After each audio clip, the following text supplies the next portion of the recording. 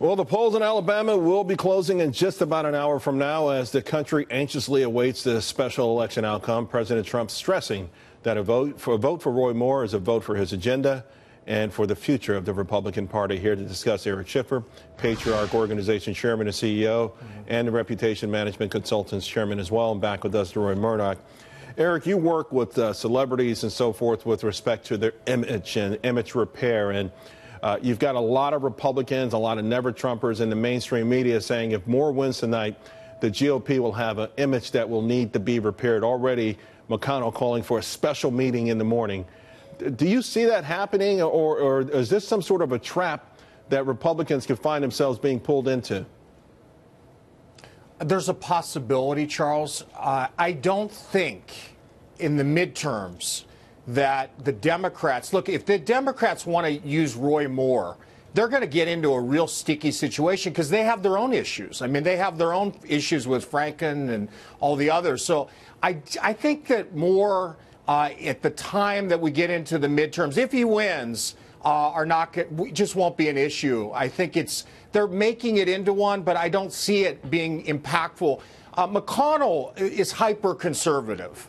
But he's been wrong a lot. Okay, I mean, you know, he was worried about Trump, and Trump is certainly being effective. I mean, they're going to pass the tax plan. It certainly looks like. So I don't see this being material. I really don't. I think now, if you've got an issue with character, that's certainly your issue. You don't have to vote about it.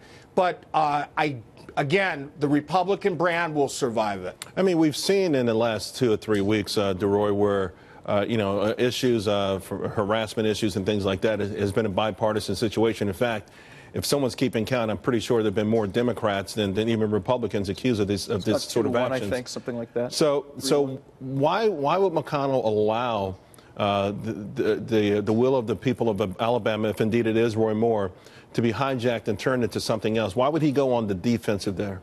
Well, a couple of things. One is the first issue of sexual harassment, misconduct, and so on, and all the questions surrounding Roy Moore, which are much stronger than they have been. I mean, not just alleged harassment of adults, but of teenage girls. That makes it a lot worse in many respects. What could they do, though? I mean, you know, what would they do during the course of their investigation that would go beyond what we've seen so far? I guess if they're serious about an investigation, they could send people down into Alabama and talk to these people and try to see if they can document any of what took place, find out if they can prove any of these things from 40 years ago, which is not easy to do.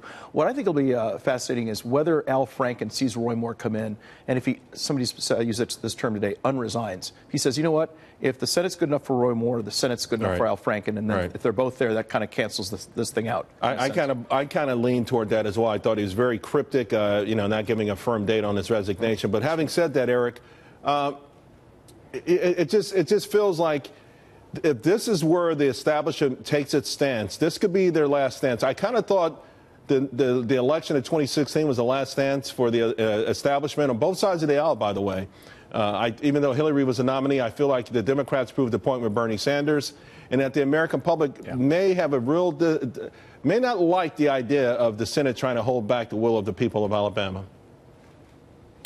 Well, McConnell is a poker player. So what he says publicly and what he's going to do behind the scenes in terms of making the moves, I don't see them wanting to kick Moore out once he's in. I mean, it makes their agenda vulnerable from a policy standpoint.